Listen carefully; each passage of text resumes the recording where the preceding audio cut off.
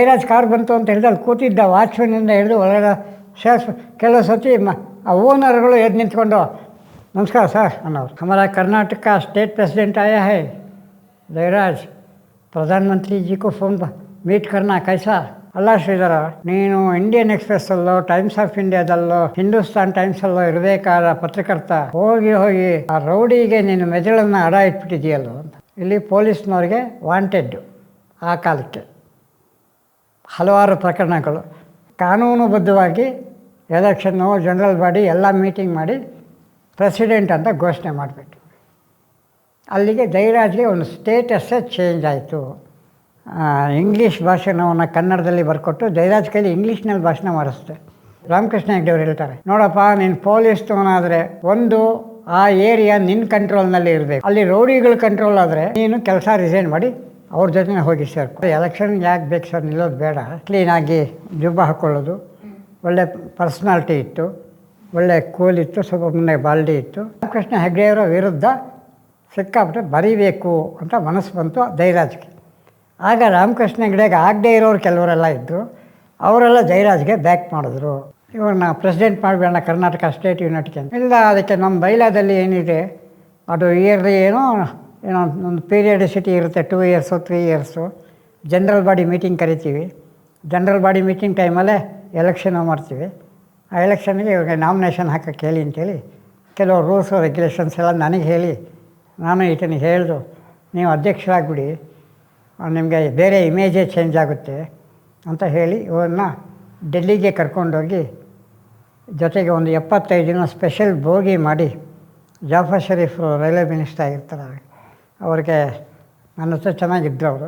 Sir ಈ ಥರ ಹೋಗ್ತಾಯಿದ್ದೀವಿ ಅಂತೇಳಿ, ನೋಡಪ್ಪ ಬೋಗಿ ಎಲ್ಲ ಕೊಡೋದು ಕಷ್ಟ ಆಗುತ್ತೆ ಶ್ರೀಧರ್, ನಿನಗೆ ಗೊತ್ತು, ನಿನಗೆ ಕೆಲಸ ಮಾಡು, 75 ಜನರ ಟಿಕೆಟ್ ತೊಗೊಂಬಿಡು, ಅಪ್ ಆ್ಯಂಡ್ ಡೌನು, ಆರ್ಡಿನರಿ ಕ್ಲಾಸೇ ತಗೋ ಸಾಕು. ಆ 75 ಜನಕ್ಕೆ ಒಂದು ಬೋಗಿ ಅಂತ ನಾನು ಹೇಳಿ ಕೊಡಿಸ್ತೀನಿ. ಮ್ಯಾನೇಜರ್ಗೆ ಹೋಗೋ ರೈಲ್ವೆ ಸ್ಟೇಷನ್ಗೆ ನಾನು ಹೇಳಿದೆ ಅಂತ ಹೇಳು. ನಾನು ಎದುರುಗಡೆ ಫೋನ್ ಮಾಡಿದ್ರು, ನೋಡಪ್ಪ ಶ್ರೀಧರ್ ಅಂತ ನಮ್ಮ ಸ್ನೇಹಿತರು ಬರ್ತಾರೆ ಪತ್ರಕರ್ತರು, ಅವರು 75 ಜನರು ಎಲ್ಲಿಗೆ ಹೋಗ್ತಾರೆ, ಆ ಡೇಟು ಟೈಮು ಎಲ್ಲ ತಿಳಿಸ್ತಾರೆ. ಆಯ್ತು ಸರ್, ಅವರು ಸಪ್ರೇಟಾಗಿ ಒಂದು ಬೋಗಿನಲ್ಲಿ ಕೊಟ್ಬಿಟ್ಟು ಹೋಗ್ತಾರೆ. 75 ಜನ ಕರ್ಕೊಂಡೋಗಿ ಅಲ್ಲಿ ಇಂಗ್ಲೀಷ್ ಭಾಷಣವನ್ನು ಕನ್ನಡದಲ್ಲಿ ಬರ್ಕೊಟ್ಟು ಜಯರಾಜ್ ಕೈಲಿ ಇಂಗ್ಲೀಷ್ನಲ್ಲಿ ಭಾಷಣ ಮಾಡಿಸ್ದೆ. 4 ಲೈನ್ ಬರ್ಕೊಟ್ಟು ಅಲ್ಲಿ ಹೋಟ್ಲಲ್ಲಿ 4 ಸತಿ ಓದಿಸಿ ಒಂದು ಸಮಾವೇಶ ಮಾಡಿ ಅವ್ರನ್ನ ಅಧಿಕೃತವಾಗಿ ಅಧ್ಯಕ್ಷರನ್ನಾಗಿ ಮಾಡಿದೆ.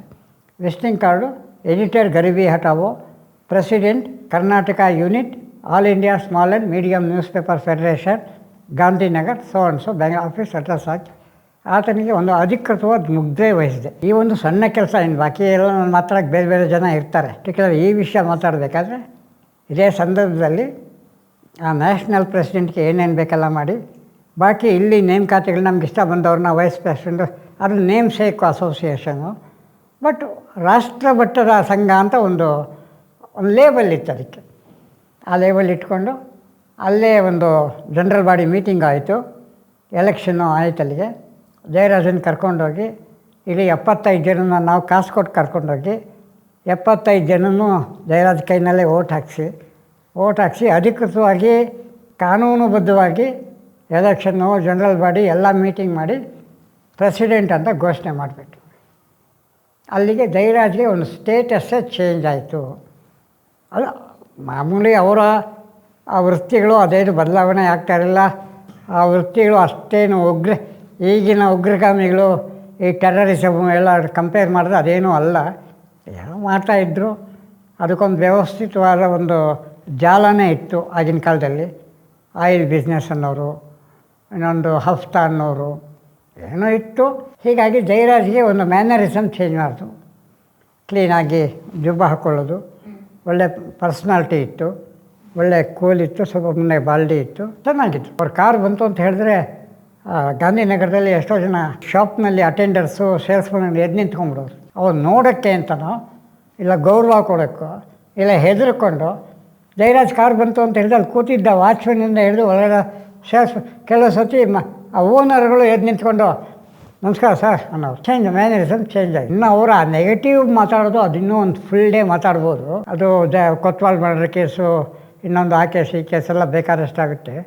ಅಷ್ಟೊತ್ತಿಗೆ ರಾಮಕೃಷ್ಣ ಹೆಗಡೆ ಆಡಳಿತ ಬಂದಾಗ ಅವರು ಸ್ಟ್ರಿಕ್ಟಾಗಿ ಆವಾಗ ಹೇಳಿದ್ರು, ಬಹುಶಃ ಅವರೇ ಇರಬೇಕು. ಒಂದು ಸಭೆಯಲ್ಲಿ ಹೇಳ್ತಾರೆ, ಪೊಲೀಸ್ನವ್ರಿಗೆ ಸುಮಾರು ಜನ ಪೊಲೀಸ್ನವ್ರು ನ್ಯಾಷನಲ್ ಕಾಲೇಜು ಗ್ರೌಂಡಲ್ಲಿ ಸಭೆ ನಡೆಯುತ್ತದು. ರಾಮಕೃಷ್ಣ ಹೆಗಡೆ ಅವರು ಹೇಳ್ತಾರೆ, ನೋಡಪ್ಪ ನೀನು ಪೊಲೀಸ್ನವನಾದರೆ ಒಂದು ಆ ಏರಿಯಾ ನಿನ್ನ ಕಂಟ್ರೋಲ್ನಲ್ಲಿ ಇರಬೇಕು. ಅಲ್ಲಿ ರೌಡಿಗಳ ಕಂಟ್ರೋಲ್ ಆದರೆ ನೀನು ಕೆಲಸ ರಿಸೈನ್ ಮಾಡಿ ಅವ್ರ ಜೊತೆ ಹೋಗಿ ಸೇರ್ಕೊ. ಪೊಲೀಸ್ನವನಾದರೆ ಪೊಲೀಸ್ ಕಂಟ್ರೋಲ್ನಲ್ಲೇ ಆ ಏರಿಯಾ ಇರಬೇಕು. ನಿನ್ನ ಲಿಮಿಟ್ಸ್ ಅಂತ ಏನು ಹೇಳ್ತೀವಿ ಆ ಲಿಮಿಟ್ಸಲ್ಲಿ ಇರಬೇಕು. ಮತ್ತಾರೋ ರೌಡಿನೋ ಇನ್ನೊಬ್ಬನೋ ಅಂಡರ್ಗ್ರೌಂಡ್ ವರ್ಲ್ಡು ಇನ್ನೊಬ್ಬನ ಕ್ರಿಮಿನಲ್ಲೋ ಬಂದು ನಾನು ರೂಲಿಂಗ್ ತೊಗೊಳ್ತೀನಿ ಅಂದರೆ ನಾನು ಸಹಿಸಲ್ಲ. ಹೀಗೆ ಹೇಳಿ ರಾಮಕೃಷ್ಣ ಹೆಗಡೆ ಅವರು ಟಫ್ ಆದರು. ಅದನ್ನು ಇಂಡೈರೆಕ್ಟಾಗಿ ಆಗಿನ ಕಾಲಕ್ಕೆ ಯಾರ್ಯಾರು ಆ್ಯಂಟಿ ಸೋಷಿಯಲಿಸಮ್ ಸಮಾಜ ವಿರೋಧಿ ಚಟುವಟಿಕೆಗಳಲ್ಲಿ ಭಾಗವಹಿಸ್ತಾ ಇದ್ದರು ಅವರಿಗೆಲ್ಲ ಅಪ್ಲೈ ಆಯಿತು. ಜಯರಾಜ್ಗೆ ಅನ್ನಿಸ್ತು, ಜಯರಾಜ್ ಜೊತೆ ಇದ್ದವ್ರಿಗೂ ಅನ್ನಿಸ್ತು, ಮುಖ್ಯಮಂತ್ರಿಗಳು ಹೇಳಿದ್ದು ನಮ್ಮನ್ನು ಕುರಿತು ಅಂತ ಹೇಳಿ ರಾಮಕೃಷ್ಣ ಹೆಗಡೆನ ವಿರೋಧಿಸೋಕ್ಕೆ ಶುರು ಮಾಡಿದ್ರು. ಸರಿ, ನಾನು as A employee of the legal employee ಅಲ್ಲದೇ ಇದ್ದರೂ ಕೂಡ ಇಲ್ಲೀಗಲ್ ಎಂಪ್ಲಾಯಿ, ಯಾಕೆಂದರೆ ಯಾವುದೋ ಆಧಾರ ದಾಖಲೆ ಪೇಮೆಂಟ್ ಸ್ಲಿಪ್ಪು ಸೈನ್ ಮಾಡೋದು ಅದೆಲ್ಲ ಏನೂ ಇಲ್ಲ. ಆದ್ದರಿಂದ ನನಗೆ ರಾಮಕೃಷ್ಣ ಹೆಗಡೆಯವರ ವಿರುದ್ಧ ಸಿಕ್ಕಾಬಿಟ್ಟೆ ಬರೀಬೇಕು ಅಂತ ಮನಸ್ಸು ಬಂತು ಜಯರಾಜ್ಗೆ. ಆಗ ರಾಮಕೃಷ್ಣ ಹೆಗಡೆಗೆ ಆಗದೇ ಇರೋರು ಕೆಲವರೆಲ್ಲ ಇದ್ದರು, ಅವರೆಲ್ಲ ಜಯರಾಜ್ಗೆ ಬ್ಯಾಕ್ ಮಾಡಿದ್ರು. ಅಲ್ಲಿಂದ ಪೊಲಿಟಿಕಲ್ ಎಂಟ್ರೆನ್ಸು ಜಯರಾಜ್ಗಾಯಿತು. ಜೊತೆಗೇ ನಾನು ಕಾಂಗ್ರೆಸ್ ಪಕ್ಷದಲ್ಲಿ ಇಂದಿರಾ ಗಾಂಧಿಯವರ ಶಿಷ್ಯನಾಗಿ, ದೇವರಾಜ ಅರಸು ಶಿಷ್ಯನಾಗಿ, ಎಮ್ ಡಿ ನಟರಾಜ್ ಶಿಷ್ಯನಾಗಿ ಇಡೀ ಕಾಂಗ್ರೆಸ್ ವಲಯ ನನಗೆ ಗೊತ್ತಿದ್ದರಿಂದ ಗುಂಡೂರಾವ್ ನನಗೆ ಪರಿಚಯ ಆಗಿ ಇಷ್ಟೆಲ್ಲ ಎಮ್ ಡಿ ನಟರಾಜ್ ಕಾಂಟ್ಯಾಕ್ಟೆಲ್ಲ ಇದ್ದು ನನಗೂ ಯಾವುದಾದ್ರು ಒಂದು ಎಲೆಕ್ಷನಲ್ಲಿ ನಿಂತು ಒಂದು ಕಾರ್ಪೊರೇಟ್ರ್ ಆಗಬೇಕು, ಅಟ್ಲೀಸ್ಟ್ ಒಂದು ಜನಪ್ರತಿನಿಧಿ ಆದರೆ ನನಗೆ ಒಂದು ಲೀಗಲ್ ಸ್ಯಾನ್ಸಿಟಿ ಸಿಗುತ್ತೆ ಅನ್ನೋ ರೀತಿಯಲ್ಲಿ ಭಾಳ ಆಸೆ, ಮನವೊಳಕನೇ ಆಸೆ ಇತ್ತು. ಅದು ಆಸೆ ಆಗಿನ ಕಾಲಕ್ಕೆ ಯಾವುದೂ ಎಲೆಕ್ಷನ್ಗಳು ಆಗಲಿಲ್ಲ, ಅವರು ಎಲೆಕ್ಷನ್ ಇರಲಿಲ್ಲ. ಇವರು ಯಾವುದೋ ಒಂದು ಕೇಸು, ಆ ಕೇಸು ಈ ಕೇಸು ಅಂತೇಳಿ ಮೈಸೂರು ಜೈಲಿಗೆ ಸೇರ್ಕೊಂಡ್ಬಿಡ್ತಾರೆ. ಆವಾಗ ಜಯನಗರ ವಿಧಾನಸಭಾ ಕ್ಷೇತ್ರ ನಡೆಯುತ್ತೆ ಎಲೆಕ್ಷನ್ನು. ವಿಧಾನಸಭಾ ಕ್ಷೇತ್ರದಲ್ಲಿ ಕಾಂಗ್ರೆಸ್ನ ಅಭ್ಯರ್ಥಿಯಾಗಿ ಆ ಎಲೆಕ್ಷನ್ನಲ್ಲಿ ಮೈಸೂರು ಜೈಲಿನಲ್ಲಿ ಇರ್ತಾರೆ ಇವರು. ಮೈಸೂರು ಜೈಲಿನಲ್ಲಿ ಅದಕ್ಕೊಂದು ಪ್ರಾವಿಷನ್ ಇದೆ, ನಮ್ಮಲ್ಲಿ ಕಾನೂನಲ್ಲೂ ಇದೆ. ಅಲ್ಲಿ 2 ಥರ ಇರ್ತಾರೆ, ಸಜಾ ಕೈದಿಗಳು ಅಂತ ಒಂದು, ವಿಚಾರಣಾಧೀನ ಕೈದಿಗಳು ಅಂತ ಒಂದು, ಅಂಡರ್ ಟ್ರಯಲ್ ಅಂತ ಒಂದು, ಇನ್ನೊಬ್ಬರು ಪ್ರೆಸೆಂಟ್ ಅಂತ, ಅವರಾಗಲೇ ಶಿಕ್ಷೆ ತೀರ್ಪಾಗ್ಬಿಟ್ಟಿರುತ್ತೆ. ಇವರು ಯಾವುದೋ ಒಂದು ಪ್ರಕರಣದಲ್ಲಿ ಮೈಸೂರು ಜೈಲಿನಲ್ಲಿ ಇರ್ತಾರೆ. ಅಲ್ಲಿಂದ ಇವರು ಲಾಯರ್ ಮೂಲಕ ಒಂದು ಅಪ್ಲಿಕೇಶನ್ ಹಾಕ್ಕೊಳ್ತಾರೆ ಸರ್ಕಾರಕ್ಕೆ, ನಾನು ಚುನಾವಣಾ ಅಭ್ಯರ್ಥಿಯಾಗಿ ನಿಂತ್ಕೊಳ್ತಾ ಇದ್ದೀನಿ, ನಾಮಿನೇಷನ್ ಮಾಡ್ತೀನಿ, ನನಗೆ ನಿಮ್ಮ ಕಾನೂನಿನಲ್ಲಿ ಏನು ಅವಕಾಶ ಇದೆ ಆ ಅವಕಾಶದ ಪ್ರಕಾರ ಪೆರೋಲ್ ಅಂತೀವಿ ನಾವು ಅದನ್ನು, ಈ ಪೆರೋಲ್ ಬೇಲ್ ಕೊಡಬೇಕು ಅಂತ ಅಪ್ಲಿಕೇಶನ್ ಹಾಕ್ಕೊಳ್ತಾರೆ. ಆ ಎಲೆಕ್ಷನ್ ಡೇಟ್ ಟೈಮ್ ನೋಡಿಕೊಂಡು ನ್ಯಾಯಾಲಯ ಆದೇಶ ಕೊಡುತ್ತೆ, ಪೆರೋಲ್ ಮೇಲೆ ಆಚೆಗೆ ಬರ್ತಾರೆ. ಆವಾಗ ನಾನೇ ಪ್ರಾಮಾಣಿಕವಾಗಿ ಹೇಳ್ತೀನಿ, ಸರ್ ಎಲೆಕ್ಷನ್ ಯಾಕೆ ಬೇಕು ಸರ್, ನಿಲ್ಲೋದು ಬೇಡ ಸರ್ ಅಂತ ಕರಿತಾ ಇದ್ರಾ? ಜಯರಾಜ್ ಹೌದು ಸರ್ ಅಂತ. ಯಾಕೆಂದರೆ ಈ ವಾಸ್ ಮೈ ಬಾಸ್, ತಪ್ಪೇನಿಲ್ಲ. ಇದ್ರ ಬಗ್ಗೆ ಹೇಳ್ತೀನಿ, ಅದು ಒಂದು ಘಟನೆ ಆಯಿತು. ಪೊಲೀಸ್ ACP ಆಗಿ ರಿಟೈರ್ ಆದರು, ಈಗಲೂ ಬದುಕಿದ್ದಾರೆ. ತುಂಬ ಜನ ಹೇಳಿದ್ರು, ಅಲ್ಲ ಶ್ರೀಧರ, ನೀನು ಇಂಡಿಯನ್ ಎಕ್ಸ್ಪ್ರೆಸ್ಸಲ್ಲೋ, ಟೈಮ್ಸ್ ಆಫ್ ಇಂಡಿಯಾದಲ್ಲೋ, ಹಿಂದೂಸ್ತಾನ್ ಟೈಮ್ಸಲ್ಲೋ ಇರಬೇಕಾದ ಪತ್ರಕರ್ತ ಹೋಗಿ ಆ ರೌಡಿಗೆ ನೀನು ಮೆದುಳನ್ನು ಅಡ ಇಟ್ಬಿಟ್ಟಿದೆಯಲ್ಲೋ ಅಂತ. ಸರ್ ಏನು ಮಾಡೋಕ್ಕಾಗಲ್ಲ, ಯಾರಿಗೆ ಯಾವ ಕಾಲಕ್ಕೆ ಎಲ್ಲಿರಬೇಕು, ಏನು ಮಾಡಬೇಕು, ನಮ್ಮ ಕೈನಲ್ಲಿ ಏನೂ ಇಲ್ಲ. ಪೊಸಿಷನ್, ಆ ಸಿಚುಯೇಷನ್ ಇಸ್ ದೇರ್. ನಾನು ಆಗಿದ್ದೀನಿ, ನನಗೇನು ಅಲ್ಲಿಂದ ಏನು ತೊಂದರೆ ಇಲ್ಲ. ಆದರೂ ನಿಮ್ಮಂಥವರು ಆ ಪತ್ರಿಕೆಗೆ ಎಡಿಟರ್ ಆಗೋದು ಅವಕಾಶ, ಸಂದರ್ಭಗಳು ಬರುತ್ತೆ, ಅನಿವಾರ್ಯತೆಗಳು ಬರುತ್ತೆ, ಪ್ರಕೃತಿ ಆ ಥರ ಆಗುತ್ತೆ. ನಾವು ಅದಕ್ಕೆ ಹೊಂದ್ಕೊಂಡು ಹೋಗಬೇಕೇ ವಿನಃ ಅದರ ವಿರುದ್ಧ ನಾವು ಹೋರಾಟ ಮಾಡೋಕ್ಕಾಗಲ್ಲ. ಗರೀಬಿ ಆಟೋ ಪತ್ರಿಕೆನ ಎಲ್ಲ ಪೊಲೀಸರು ಓದ್ತಾ ಇದ್ರಾ? ಎಲ್ಲ ಪೊಲೀಸರು ಕಡ್ಡಾಯವಾಗಿ ಓದ್ತಾ ಇದ್ರು. ಆದರೆ ಆನ್ ಡ್ಯೂಟಿ ಓದ್ತಾ ಇರಲಿಲ್ಲ, ಆನ್ ಯೂನಿಫಾರ್ಮ್ ಓದ್ತಾ ಇರಲಿಲ್ಲ. ಇಡೀ ಪೊಲೀಸ್ನವ್ರ ವ್ಯವಸ್ಥೆ ಬಗ್ಗೆ ವಿರೋಧ ಬರೀತಾ ಇದ್ದೆ ನಾನು. ರಾಮಕೃಷ್ಣ ಹೆಗಡೆ ವಿರೋಧ ಬರಿತಾ ಇದ್ದೆ ಅಂತ ಹೇಳಿದ್ರೆ ಇಡೀ ಸರ್ಕಾರದ ವಿರುದ್ಧ. Police is also part and parcel of the government. ನನಗೆ ನನ್ನೊಂಥರ ವಿಚಿತ್ರ, ನನಗೆ ಒಳ್ಳೊಳ್ಳೆ ಅಡ್ವೊಕೇಟ್ಸು ಫ್ರೆಂಡ್ಸ್ ಇದ್ದರು. ಇಡೀ ಅಡ್ವೊಕೇಟ್ ಸಮೂಹಕ್ಕೆ ನಾನು ಬೇಕಾದವನಾಗಿದ್ದೆ. ಜಯರಾಜ್ ಕಡೆ ಅಡ್ವೊಕೇಟು ಇದ್ದರು, ಜಯರಾಜ್ ವಿರೋಧಿಗಳ ಅಡ್ವೊಕೇಟ್ ಇದ್ದರು, ಅಲ್ಲಿ ಪಬ್ಲಿಕ್ ಪ್ರಾಸಿಕ್ಯೂಟರ್ಗಳಿರ್ತಾಯಿದ್ರು. ಈ ಥರ ಕಾಂಟ್ಯಾಕ್ಟ್ ಇತ್ತು. ಪೊಲೀಸ್ ಅಧಿಕಾರಿಗಳಿಗೆ ಕಾಂಟ್ಯಾಕ್ಟ್ ಇದ್ದರು. ಎಲ್ಲರಿಗೂ ಗೊತ್ತಿತ್ತು ನಾನು ಜಯರಾಜ್ ಪೇಪರಿಗೆ ಎಡಿಟರ್ ಆಗಿದ್ದೀನಿ ಅಂತ. ಆದರೂ ಕೂಡ ನನ್ನ ತಂಟೆಗೆ ಯಾರೂ ಬರ್ತಾ ಇರಲಿಲ್ಲ. ಎಲ್ಲರಿಗೂ ಗೊತ್ತಿತ್ತು. It was A open secret. ನನ್ನ ಅದರಲ್ಲೂ ಇದೆ, ಸಹ ಸಂಪಾದಕ ಅಂತಲೂ ಹಾಕ್ಕೊಂಡಿದ್ದೆ, ಜಾಯಿಂಟ್ ಎಡಿಟರ್ ಅಂತ ಇದೆ ಅಲ್ಲಿ. ಹೀಗಾಗಿ ಅವನ ಗರೀಬಿ ಹಠಾವೋ ಅನ್ನೋದು ಅತ್ಯಂತ ಶಿಖರಕ್ಕೆ ಏರ್ಬಿಡ್ತು. ಇನ್ ಬೆಂಗಳೂರು ಒಂದೇ ಕಡೆ ಸರ್ಕ್ಯುಲೇಷನ್ ಆಗ್ತಿತ್ತ, ಬೇರೆ ಬೇರೆ ಡಿಸ್ಟ್ರಿಕ್ಟ್ ಹೋಗ್ತಾ ಇತ್ತ? ಬೆಂಗಳೂರು ಹೋಗ್ತಾಯಿತ್ತು, ಮೈಸೂರು ಹೋಗ್ತಾಯಿತ್ತು, ಶಿವಮೊಗ್ಗ, ಕೋಲಾರ ಎಲ್ಲ ಕೆಲವರು ಎಲ್ಲಿಂದನೇ ಬಂದು ತೊಗೊಂಡೋಗೋರು. ಎಷ್ಟು ಪ್ರಿಂಟ್ ಆಗ್ತಿತ್ತು ಸರ್, ಎಷ್ಟು ಕಾಪಿ? ಅದು ಸ್ಟಾರ್ಟಿಂಗು 2000 ಮಾಡಿದೆ, 5000 ಕಾಪಿ ಹುಟ್ಟಿತು ಅಲ್ಲಿವರೆಗೂ. ಆಮೇಲೆ ಅದು ಶೇಪ್ ಚೇಂಜ್ ಮಾಡಿದೆ, ಸ್ಮಾಲ್ ಚೇಂಜ್ ಮಾಡಿದೆ. ಈ ಸೈಜಿನ ಪೇಪರು ಆರ್ಡಿನರಿ ಪ್ರಿಂಟಿಂಗ್ ಪ್ರೆಸ್ಸಲ್ಲಿ ಪ್ರಿಂಟ್ ಆಗೋಕ್ಕೆ ಸಾಧ್ಯ ಇರಲಿಲ್ಲ.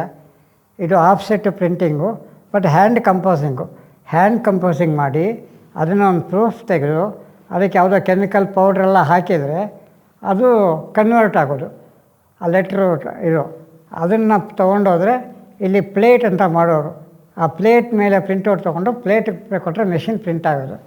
ತುಂಬ ಇತಿಹಾಸ. ನಾನು ಪ್ರಿಂಟಿಂಗ್ ಎಕ್ಸ್ಪರ್ಟ್ ಅಲ್ಲ, ನಾನು ಜಾಸ್ತಿ ಅದ್ರ ಬಗ್ಗೆ ಅಂದರೆ 15 ದಿನಕ್ಕೊಂದ್ಸತಿ ಎಲ್ಲ ವೆಯ್ಟ್ ಮಾಡ್ತಾ ಇದ್ರು, ಪೊಲಿಟಿಷಿಯನು, ಪೊಲೀಸ್ ಆಫೀಸರು ಏನು ಬರೀತಾರೆ, ಏನು ಬರುತ್ತೆ ಗರೀಬಿ ಹಠಾವಲ್ಲಿ ಅಂತ. ಏನು ಬರುತ್ತೆ ಅನ್ನೋ ಭಯ.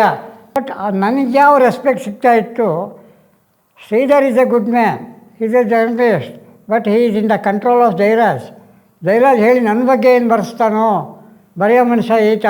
ಅದು ಹೈ ಲೆವೆಲ್ನಲ್ಲಿ ಡಿಸ್ಕಷನ್ ಆಯಿತು, ಹೈ ಲೆವೆಲ್ನಲ್ಲಿ. ಇದೆಲ್ಲ ಆದಮೇಲೆ ತಿರ್ಗಾ ಮತ್ತೆ ಈ ಸಂಘ ಸಂಸ್ಥೆ ವಿಷಯಕ್ಕೆ ಬಂದಾಗ, ಡೆಲ್ಲಿಯಲ್ಲಿ ನಡೆದಾಗ ಹರ್ಭಜನ್ ಸಿಂಗು ನಮಗೆಲ್ಲ ಪಾರ್ಟಿ ಕೊಟ್ಟರು. ಆಗಿನ ಕಾಲದಲ್ಲಿ 7 ಜನ ಸೆಂಟ್ರಲ್ ಮಿನಿಸ್ಟ್ರು ಜಯರಾಜ್ಗೆ star level, 3 star, 4 star, 5 star, 7 star ಹೋಟೆಲ್ಸಲ್ಲಿ ಪಾರ್ಟಿ. ಹೋಟೆಲ್ ತಾಜ್ ಅಂತ ಇದೆ, 5 ಸ್ಟಾರ್ ಹೋಟೆಲ್ ಡೆಲ್ಲಿಯಲ್ಲಿ, ಅಲ್ಲಿ ಪಾರ್ಟಿ. ಇನ್ನೊಂದು ಯಾವುದೋ 5-6 ಹೋಟ್ಲಲ್ಲಿ central ಮಿನಿಸ್ಟ್ರುಗಳ party.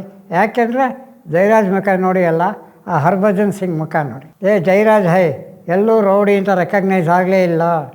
Hi is our state president ಹೈ, ಗರೀಬಿ ಹಠಾವೋ. ಅದು ಎಲ್ಲರಿಗೂ ಅರ್ಥ ಆಗೋ ಭಾಷೆ. ಈ ಕನ್ನಡ ಭಾಷೆ ಅಲ್ಲ, ಹಿಂದಿ ಅಲ್ಲ, ಹಿಂದಿ ಎಲ್ಲರಿಗೂ ಅರ್ಥ ಆಗುತ್ತೆ. ಬೆಂಗಾಲಿಗೂ ಅರ್ಥ ಆಗುತ್ತೆ, ಸರ್ದಾರ್ಜಿಗೂ ಅರ್ಥ ಆಗುತ್ತೆ, ಕಾಶ್ಮೀರ ಟು ಕನ್ಯಾಕುಮಾರಿ ಎಲ್ಲರಿಗೂ ಗೊತ್ತೆ, ಗರೀಬಿ ಹಠಾವೋ. ಅದು ಇಂದಿರಾ ಗಾಂಧಿಯವರ ಸ್ಲೋಗನ್ನು ಅಂತಲೂ ಗೊತ್ತು ಎಲ್ಲರಿಗೂ. ಹೀಗಾಗಿ ಜಯರಾಜ್ಗೆ ಅಲ್ಲಿ ಒಳ್ಳೆ ರಾಯಲ್ ವೆಲ್ಕಮ್ ಆಯಿತು. ಒಂದು ದಿವಸ ಸಾಯಂಕಾಲ 6 ಗಂಟೆ ಮೇಲೆ ನಾವು ಒಟ್ಟಿಗೆ ಒಂದು ದೊಡ್ಡ ಹೋಟ್ಲಲ್ಲಿ ಸೇರ್ತಾಯಿದ್ದು, VIP ಒಂದು 6-7 ಜನ. ಜಯರಾಜ್ ಜೊತೆಯಲ್ಲಿ ಒಂದು 10 ಜನ ರೌಡಿಗಳು ಬಂದಿದ್ದರು, ರೌಡಿ ಶೀಟರ್ಸ್ ರೌಡಿಗಳು. ಅದೇ ಹೇಳಿದ ಪುಷ್ಪ, ನಾರಾಯಣ, ನಾಗರಾಜ, ಒಂದು ಲಿಸ್ಟ್ಗಳು ಬೇಡ, ಯಾರೂ ಇಲ್ಲ ಈಗ. ಸರಿ, ಅವ್ರಿಗೆಲ್ಲ ಒಂದು ಸಪ್ರೇಟ್ ರೂಮ್ ಮಾಡಿಕೊಟ್ಬಿಟ್ಟು ನೀವು ಅಲ್ಲಿ ತೊಗೊಳ್ರಪ್ಪ ಅಂತ ನಾವೆಲ್ಲ ಸೇರ್ತಾಯಿದ್ದು. ನಾನು, ಜಯರಾಜು, ಸ್ಯಾಮ್ಸನ್ನು, ಹರ್ಭಜನ್ ಸಿಂಗು ಎಲ್ಲ ಒಟ್ಟಿಗೆ ಇನ್ನೊಂದು ಸೇರ್ತಾಯಿದ್ದು. ನಾನು ಸ್ವಲ್ಪ ಯಾವುದೋ ಒಂದು ಜ್ಞಾನದಲ್ಲಿ, ನಿಮ್ಮ ಕಡೆಯಿಂದ ಒಂದು ಕೆಲಸ ಆಗಬೇಕಲ್ಲ, ಹರ್ಭಜನ್ ಸಿಂಗ್ ಸ್ವಲ್ಪ ಇಂಗ್ಲೀಷ್ ಮಾತಾಡ್ತಾಯಿದ್ದೆ, ಹಿಂದಿ ಸ್ವಲ್ಪ ಮಾತಾಡ್ತಾಯಿದ್ದೆ. हाँ बोलिए ಶ್ರೀಧರ್ ಜಿ ಕ್ಯಾವನ, ನೀವು ಎಲ್ಲ ಸೆಂಟ್ರಲ್ ಮಿನಿಸ್ಟ್ರು ಟೀ ಕೊಟ್ಟರು, ಪಾರ್ಟಿ ಕೊಟ್ಟರು, ಏನು ಮಾಡೋಣ, ಯಾರು VIP ಯಾರು ಇಲ್ಲಿ ಕೊಡಲಿಲ್ವಲ್ಲ ಅಂತ ಹೆಸರಿರಲಿಲ್ಲ. ಆಮೇಲೆ ವಿಷಯ ಗೊತ್ತಾಯ್ತು ನನಗೆ. ವಿಷಯ ಗೊತ್ತಿತ್ತು, ನನ್ನ ಇಂಟೆನ್ಷನ್ ಅಂತ ಅವತ್ತನಿಗೂ ಅರ್ಥ ಆಯಿತು. ಜೈಲ್ ಸಿಂಗ್ ಸರ್ದಾರ್ಜಿ, ನಮ್ಮ ನ್ಯಾಷನಲ್ ಪ್ರೆಸಿಡೆಂಟು ಸರ್ದಾರ್ಜಿಯಲ್ಲೂ ಕೂಡ ಒಂದೇ ಜಾತಿಯವರು ಅವರು. ಆ ಜಾತಿ ಯಾವುದಂದ್ರೆ ವಿಶ್ವಕರ್ಮ ಜಾತಿಯವರು. ಸರ್ದಾರ್ಜಿಯಲ್ಲಿ ಚಿನ್ನ ಬೆಳ್ಳಿ ಒಡವೆ ಮಾಡ್ತಾರಲ್ಲ, ಆಚಾರ್ಯರು ಅಂತೀವಲ್ಲ, ಆ ಕಮ್ಯುನಿಟಿಯವರು. ಯಾರು? ಜೈಲ್ ಸಿಂಗು ನಮ್ಮ ನ್ಯಾಷನಲ್ ಪ್ರೆಸಿಡೆಂಟು. ಹೀಗಾಗಿ ಆ ಲೆವೆಲ್ನಲ್ಲಿ ಅವರಿಬ್ಬರಿಗೂ ಒಳ್ಳೆ ಕಾಟ. ಇಟ್ನಾ ಬಸ್ छोड़ो अभी ट्राई करता. सामान्य नॉर्थ इंडियादಲ್ಲ ಎಲ್ಲರೂ ಹಾಕ್ತಾಯಿದ್ರು. फिर फ़ोन ಮಾಡ್ದ, हमारा गेस्ट आया है बेंगलुरु से, इसका नाम है MP जयराज, का साथ में 50 मेंबर्स आए हैं. कभी भी राष्ट्रपति जी को मीट करना, कैसा करना. ಅಷ್ಟು ಹೈ ಲೆವೆಲ್ ಕಾಂಟ್ಯಾಕ್ಟ್ ಇದ್ದಿದ್ದರಿಂದ ಈಗ ನಾಳೆ ಸಾಬ್ ಕವಿ ಫ್ರೀ रहता है. ಯಾರು? ಜೈಲ್ ಸಿಂಗು. ಡೈಲಿ ದೇಕೆ ಜಲ್ತೆಯಲ್ಲಿ ಹೆಡ್ ಕ್ವಾರ್ಟರ್ಸಲ್ಲೇ ಇದ್ದರು ಜೈಲ್ ಸಿಂಗು. ಬೈ 9 o'clock ಆಮೇಲೆ ನೀವು ನಮ್ಮ ಹರ್ಭಜನ್ ಸಿಂಗ್ ಕೇಳ್ತಾನೆ. ನಾನು ಪಕ್ಕನೇ ಕುತ್ಕೊಂಡು ಎಲ್ಲ ಮಾತಾಡ್ತಾ ಇದ್ದೀವಿ. ಟೀ ಪಾರ್ಟಿ ಏನಾದ್ರು ಅರೇಂಜ್ ಮಾಡೋಕ್ಕಾಗುತ್ತಾ? ಎಸ್, ಅದು ಫಾರ್ಮಾಲಿಟಿ, ಯಾರೇ ಬರಲಿ ಟೀ ಬಿಸ್ಕೆಟ್ಟು ಕೊಡ್ತೇವೆ. ಅದು ನಮ್ಮ ಸಿಸ್ಟಮ್, ಅದು ಅದಕ್ಕಿಂತಲೇ ಫಂಡ್ ಇರುತ್ತಲ್ಲೆಲ್ಲ ಕೊಡ್ತೀವಿ. ಜಯರಾಜ್ ಸಾಬ್ಗೂ ಮಿಲ್ನನ, ಜಯರಾಜ್ ಸಾಬ್ ಮೀಟ್ ಮಾಡಬೇಕಲ್ಲ ಜೈಲ್ ಸಿಂಗ್ ಅವರು. What is there, not only Jayaraj, ಯಾರ್ಯಾರು ಫ್ರೆಂಡ್ಸ್ ಎಲ್ಲ ಬಂದಿದ್ದಾರೆ ಎಲ್ಲರನ್ನೂ ಮೀಟ್ ಮಾಡಿಸ್ತೇನೆ. ಬಟ್ ಅಲ್ಲಿ ಎಲ್ಲರನ್ನೂ ಒಟ್ಟಿಗೆ ಬಿಲ್ಡಿಂಗ್ ಒಳಗಡೆ ಬಿಡಲ್ಲ, ರಾಷ್ಟ್ರಪತಿ ಭವನಕ್ಕೆ ಬಿಡಲ್ಲ, ಹೊರಗಡೆ ಲಾಂಜಲ್ಲಿ ಇರ್ತಾರೆ. ನೀವು ಸುಮಾರು ಒಂದು 15 ಸ್ಟೇಟ್ನವ್ರು ಬಂದಿದ್ದೀರಿ, ಎಲ್ಲರಿಗೂ ಒಂದು ಜಾಗ ಫಿಕ್ಸ್ ಮಾಡ್ತೇವೆ. ಅಲ್ಲಿದ್ದರೆ ನೀವು ಆ ಗ್ರೂಪಿಗೆ ನಾನು ಕರ್ಕೊಂಬರ್ತೀನಿ ಅಂತೇಳಿ ಅವನ ಪಿ ಎನು ಹರ್ಭಜನ್ ಸಿಂಗ್ ಫ್ರೆಂಡು ಹೇಳಿ ನಮ್ಮೇಲೆ ಪರ್ಸ್ನಲಾಗಿ ಜಯರಾಜನ ಮೀಟ್ ಮಾಡಿ ಅವನು ಹರ್ಭಜನ್ ಸಿಂಗ್ಗೆ ಅವನಿಗೆ ಸಿಗ್ನಲ್ ಕೊಟ್ಟು ಒಳಗಡೆ ಕರ್ಕೊಂಡು ಮಾತಾಡೋಣ 5 ನಿಮಿಷ ಅಂತೇಳಿ ಒಳಗಡೆ ಕರ್ಕೊಂಡೋಗಿ ಮಾತಾಡಿಕೊಂಡು ಬಂದರು. ಇಲ್ಲಿ ಪೊಲೀಸ್ನವ್ರಿಗೆ ವಾಂಟೆಡ್ಡು ಆ ಕಾಲಕ್ಕೆ ಹಲವಾರು ಪ್ರಕರಣಗಳು. ಇಲ್ಲಿ ಯಾವುದೋ ಒಂದು ಎಕ್ಸಿಬಿಷನ್ ನಡೀತಾ ಇತ್ತು ಅಲ್ಸೂರ್ ಹತ್ರ, ಅಲ್ಲಿ ಎಲ್ಲೋ ಹೋಗಿ ಬ್ಲ್ಯಾಕ್ ಮೇಲ್ ಮಾಡ್ದ ಅಂಥೇಳಿ ನಾಯರ್ ಅಂಥೇಳಿ ಒಬ್ಬ ಮಲಯಾಳಿನ, ಅದೊಂದು ಕೇಸ್ ನಡೀತಾ ಇತ್ತು. ಅಶೋಕ್ ಕೊಟ್ವಾಲ್ ರಾಮಚಂದ್ರ ಒಂದು ಕೇಸ್ ನಡೀತಾ ಇತ್ತು. ಇನ್ನೂ ಒಂದೆರಡು ಹಳೆ ಕೇಸುಗಳು ಯಾವ್ಯಾವುದೋ ಇದ್ದವು. ಅದೆಲ್ಲ ಕಣ್ ತಪ್ಪಿಸಿ ಕೆಲವರು ಮಾತ್ರ ನಾವು ಫ್ಲೈಟಲ್ಲಿ ಹೋದವು, ಬಾಕಿಗೆಲ್ಲ ಟಿಕೆಟ್ ಬುಕ್ ಮಾಡಿಕೊಟ್ಟು ನೀವಲ್ಲಿ ನಿಜಾಮಾಬಾದ್ ರೈಲ್ವೆ ಸ್ಟೇಷನ್ ಅಂತ ಇದೆ, ಆ ನಿಜಾಮಾಬಾದ್ನಲ್ಲಿ ಇಳೀರಿ, ಅಲ್ಲಿಂದ ಹೋಟೆಲ್ ಗೀಟಲ್ ಎಲ್ಲ ಅರೇಂಜ್ ಮಾಡ್ತೀವಿ ಅಂತೇಳಿ ಇವರಿಗೆಲ್ಲ ಒಂದು ಚೌಲ್ಟ್ರಿ ಅರೇಂಜ್ ಮಾಡಿ ನಾವು 4-5 ಜನ VIP ಸ್ಟಾರ್ ಹೋಟೆಲ್ ಇದ್ದು ಜೈಲ್ ಸಿಂಗ್ನ ಮೀಟ್ ಮಾಡ್ಕೊಂಡು ಬಂದು ತಿರ್ಗಾ ರಾತ್ರಿ ಅದೇ ಪ್ರಶ್ನೆ ಬಂತು, ಸರ್ ರಾಜೀವ್ ಗಾಂಧಿನ ಹೇಗೆ ಮೀಟ್ ಮಾಡೋದು ಪ್ರೈಮ್ ಮಿನಿಸ್ಟರ್? ದೇಖಂಗೆ ಟ್ರೈ ಕರೆಂಗೆ ಅಂತೇಳಿ ಅವನು ಸಾಧಾರಣ ತಿರ್ಗಾ ಟ್ರಿಂಗ್ ಅನ್ನಿಸ್ದ. ಹಲೋ ಕೈಸಾ ಹೇ ಅದೊಂದು ಭಾಷೆ, ಅವರ ಸ್ಟೈಲೇ ಬೇರೆ, ಸರ್ದಾರ್ಜಿಗಳ ಹಿಂದಿ. ಹಮಾರಾ ಕರ್ನಾಟಕ ಸ್ಟೇಟ್ ಪ್ರೆಸಿಡೆಂಟ್ ಆಯಾ ಹೈ ಜಯರಾಜ್, ಪ್ರಧಾನಮಂತ್ರಿ ಜಿ को फ़ोन मीट करना कैसा? ಅವನು ಡೈರಿ ನೋಡಿ आज शाम 6 बजे को फ्री है प्राइम मिनिस्टर साहब आ जाते. कितना नंबर? अबाउट 50 ಮೆಂಬರ್ಸ್, 50 ಜನಕ್ಕೂ. ಬಟ್ ಫಾರ್ಮಾಲಿಟೀಸ್ ಪ್ರಕಾರ ಹೋಗಬೇಕು, ಕ್ಯೂನಲ್ಲಿ ನಿಂತ್ಕೊಳ್ಬೇಕು, ನಮ್ಮ ID ಕಾರ್ಡ್ ತೋರಿಸ್ಬೇಕು, ನಮ್ಮ ಫೋಟೋ ಆಗಿನ ಫೋಟೋ IDs ಬಂದಿರಲಿಲ್ಲ, ಫೆಡರೇಷನ್ ID ಕಾರ್ಡ್ ತೋರಿಸ್ಬೇಕು, ಆಧಾರ್ ಕಾರ್ಡು ಬಂದಿರಲಿಲ್ಲ. ಆಗ ಒಟ್ಟು ನಮ್ಮ ಹೆಸರು ಸೈನ್ ಮಾಡಬೇಕು. ಒಬ್ಬೊಬ್ಬರನ್ನೇ ಕರ್ಕೊಂಡೋಗಿ ರಾಜೀವ್ ಗಾಂಧಿನ ಮೀಟ್ ಮಾಡಿದ್ರು ಸಾಯಂಕಾಲ 6-6:30